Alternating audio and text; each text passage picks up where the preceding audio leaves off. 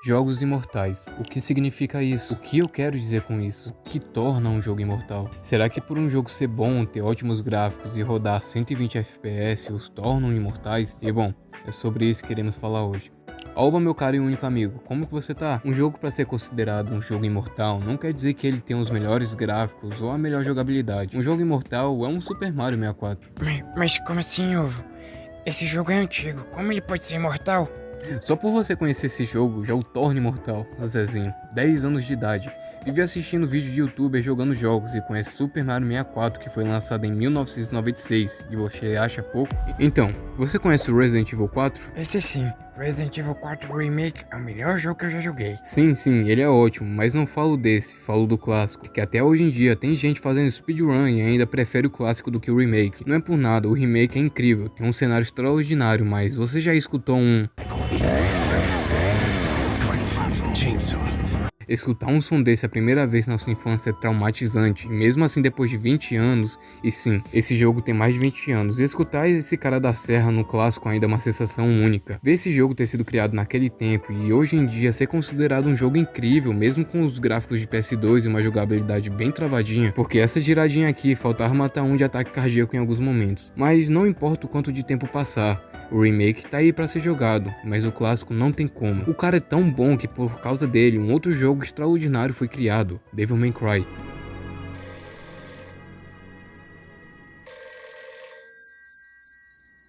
Imagine você tá lá tentando criar um jogo e acaba criando um jogo que foi pra fora da curva do que era pra ser um survival horror e acabou virando um jogo de ação com um cara muito estiloso como o Dante, e que ainda hoje em dia, depois de mais de 20 anos de criado, ele ainda tá na boca do povo. Dois jogos com perspectivas divergentes, sendo citados como os melhores naquela época e dominando a categoria deles, sendo usados como exemplos para criações de outros jogos hoje em dia. Por isso a franquia desses dois jogos são gigantescas, porque jogos imortais não importa o tempo deles, se eles foram do agrado do público e não por ser jogos com os melhores gráficos, e sim por ser considerados jogos únicos naquele tempo. Hoje em dia um jogo mortal é meio difícil de existir, mas Stardew Valley entra aí nesse meio para mostrar que é capaz de se tornar um jogo imortal com gráficos de pixels e em 2D numa era que o gráfico era o mais importante. Tipo, olha Hollow Knight, o jogo é incrível e tá se tornando um jogo imortal. Mas antes de falar dele, precisamos voltar para 1997. Harvest Moon foi uma das primeiras criações de jogo cozy, um jogo que mostra o dia a dia de um fazendeiro. Não vou entrar muito em detalhes porque nunca fui tão a fundo nesse jogo, mas só mesmo depois de 25 anos de existência, mesmo não sendo tão jogado hoje em dia,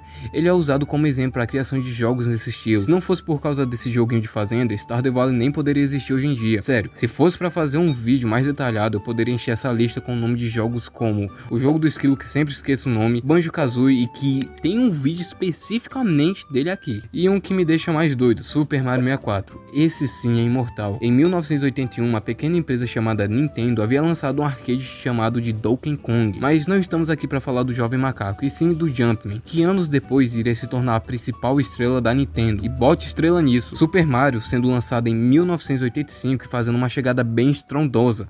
Rapaz, estrondoso, onde que tu aprende essas palavras? Mas voltando ao assunto, com mais de 38 anos de lançamento, esse pequeno bigodudo é lembrado até hoje, passando de geração em geração e ainda sendo lembrado como um dos melhores personagens criados e quase sendo um pai dos jogos, porque é praticamente impossível uma pessoa não conhecer esse pequeno nome.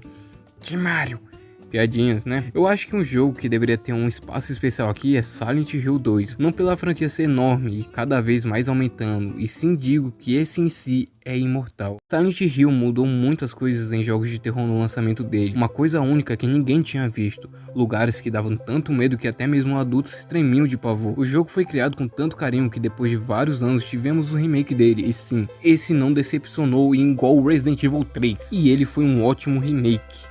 Eu falo do Silent Hill, não do Resident Evil 3. O interior do jogo, a neblina, foram todos usados de forma certa. E eu sei que essa franquia tem uns jogos ruins e outros bons. Eu falo disso porque essa foi a única franquia que me fez fazer uma análise melhor do jogo, já que ele é tão especial pra mim. Mas bom, era sobre isso que eu queria falar. Como alguns jogos são considerados imortais, com cada lançamento só honrando seus legados antigos. Você é um caso fora parte, só eu gosto de você. Se por acaso falei algo que você não gostou, quer adicionar alguma coisa ou algum jogo, diga aí embaixo que eu sempre tô lendo as coisas. Muito obrigado por me ouvir até aqui e talvez até uma próxima.